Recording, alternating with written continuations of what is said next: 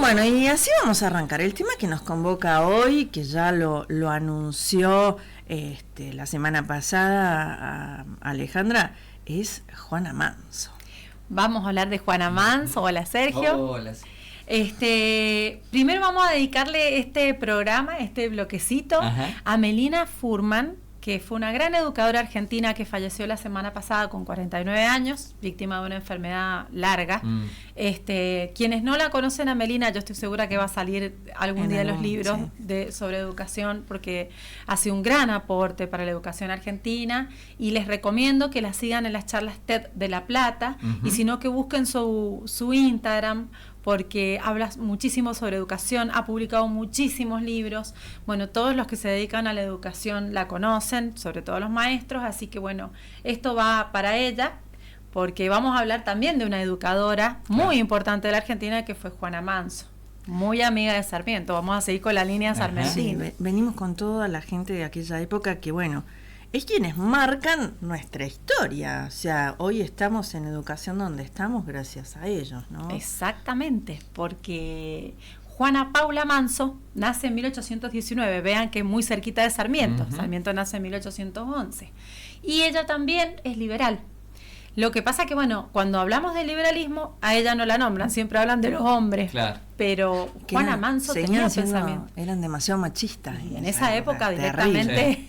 Bueno, cuando vayamos viendo la historia de Juana, van a ver que realmente fue muy difícil para ella hacerse un lugar. El único que le dio un reconocimiento genuino fue Domingo Faustino Sarmiento, porque además fue su amigo y su protector. Juana nace en una familia de clase media alta en Buenos Aires, pero como su padre estaba peleado con Rosas y era antirrosista, termina yéndose con toda su familia a Montevideo. En Montevideo ella empieza a escribir poemas, o sea, vive su adolescencia, empieza a instruirse y empieza a ver la importancia de la educación en las mujeres. Después se trasladan con su familia a Brasil, porque todos los todos los que estaban en contra de Rosas también eran perseguidos en Uruguay. Entonces nuevamente su familia se tuvo que ir a Brasil. Y ahí es donde ella conoce a su futuro marido, que era un músico, un violinista de apellido Noroña. Se casa con él y se van a vivir a Estados Unidos. Y ahí empieza su desgracia, porque mientras Noroña se iba haciendo cada vez más famoso, la maltrataba, la ninguneaba, tuvieron 2 hijas y bueno, termina abandonándola a ella. Entonces no le queda otra a la pobre Juana que volverse a Buenos Aires con sus 2 hijas a ver qué iba a hacer de su vida. Claro. Terrible.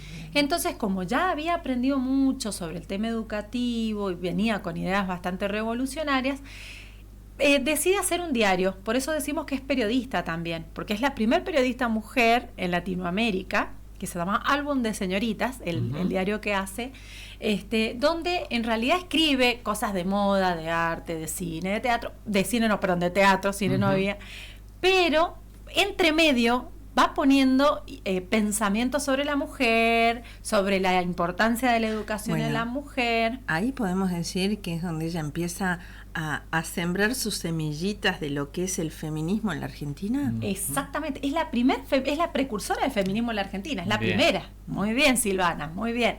Conoce la historia. Pero ¿qué pasa? Cuando la iglesia empieza a ver, y lo mismo la alta sociedad, empiezan a ver estas ideas que va filtrando en el álbum de Señoritas, duró 8 números el álbum de Señoritas porque no la dejaron publicar nada más.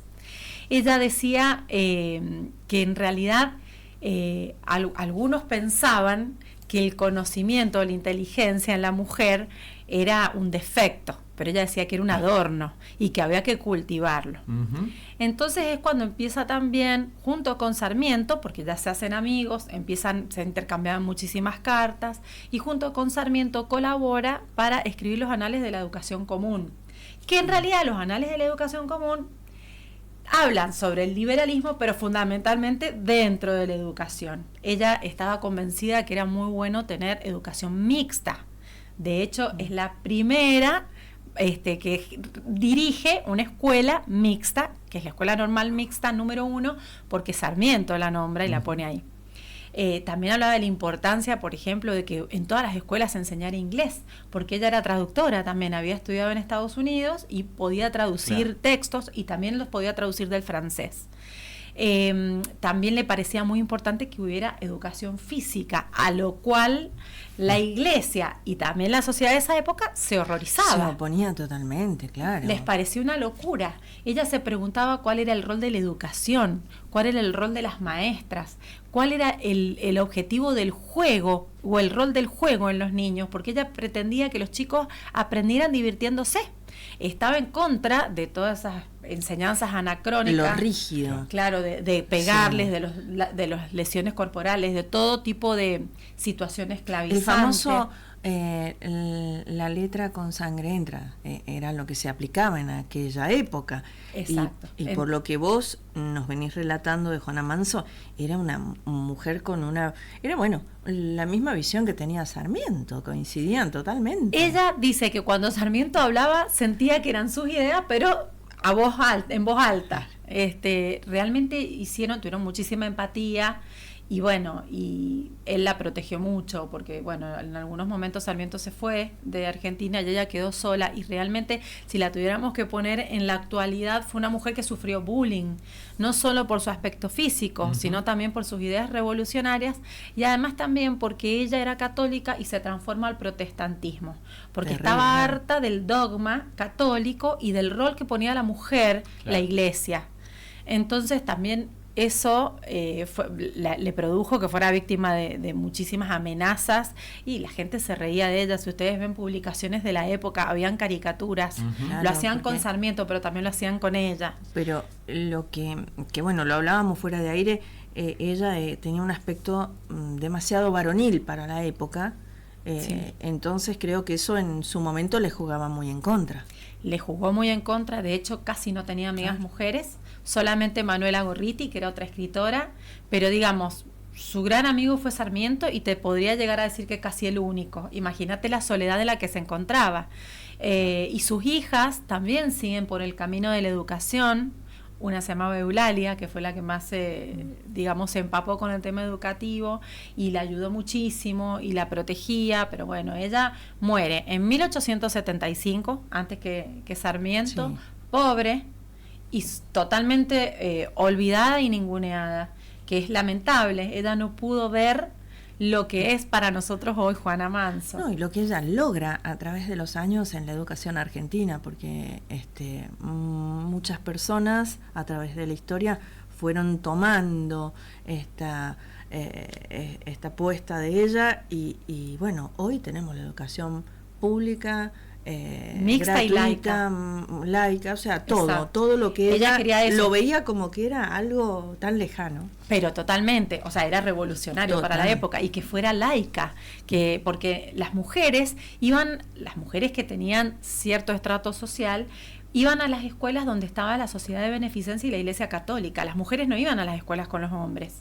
Entonces también por eso la iglesia le hace la guerra, porque querían manejar ellos y bajar ellos, digamos, la línea y el dogma de cuál era el rol de las mujeres. Entonces, bueno, que haya logrado que se hiciera mixta, porque decía que las mujeres y los hombres teníamos las mismas posibilidades y la misma inteligencia y lo único que había que hacer era cultivarse.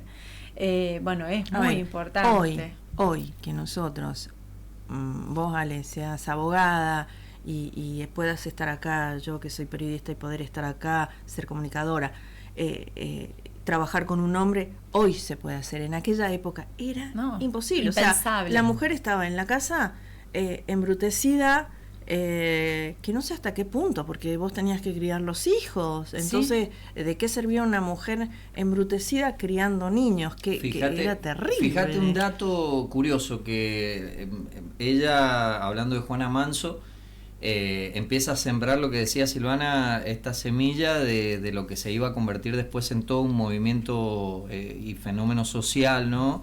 Que es el feminismo. Pero un día como hoy hay una efeméride que habla de el voto instituido de la mujer en la Argentina, que tiene ya que ver con otro siglo, con Eva Duarte de Perón y demás. Sí. Pero mirá el tiempo que tuvo que pasar, ¿no? En 1947 sucede esto del voto o la posibilidad para que la mujer sea reconocida sufragio, en igualdad de condiciones con el hombre. ¿Viste? Sí, te digo que San Juan fue anterior, fue en 1927 con Emar Acosta. En eso somos hasta bastante evolucionados los sanjuaninos, pero bueno, sí. Y todo lo que falta, Sergio, porque uno cree que estando en el siglo XXI todavía el lugar de las mujeres está libre y que nosotras podemos hacer lo que queramos e ingresar a cualquier... Es una lucha permanente. Es permanente. Y no es, como digo, no es para desprestigiar a los hombres, al contrario, pero debería ser la competencia en igualdad de condiciones. No pedimos que nos den ventaja, pero en igualdad de condiciones. Y bueno, ella es una gran precursora, y una cosa que a mí me encanta es este respeto que le tenía Sarmiento a ella. Eso es lo que tenemos que ver cuando hablábamos de que hay que estudiarlo con su civilización y su barbarie. Fue un tipo muy respetuoso con las mujeres. Después vamos a hablar cómo era con su mamá, con doña Paula, con sus hermanas, porque bueno, en este mes sarmientino está bueno también que conozcamos qué mujeres lo rodeaban a Sarmiento. Después hablaremos de Aurelia Vélez, que fue su gran amor también. Y además el amor de la última etapa. De todas las mujeres que participaron o fueron importantes en su vida, ¿no? En realidad para él todas las mujeres, las de su época y las futuras, éramos todas importantes. Nos abrió la puerta para que pudiéramos tener una mejor educación y pudiéramos acceder a lugares donde no hubiéramos accedido si no era con la educación. Totalmente. Wow, qué bonito. Arrancar así nuestra semana de septiembre, ¿no? Con estos temas, y ya unos días, porque ya el 11 tenemos un festejo particular, es feriado provincial. Y bueno, adelantamos esta columna con vos, Ale, y me pareció genial. Espero que les guste. No, muchísimas gracias. Fantástico. Y será hasta el próximo lunes. El próximo lunes nos vemos. Muchas gracias, chicos.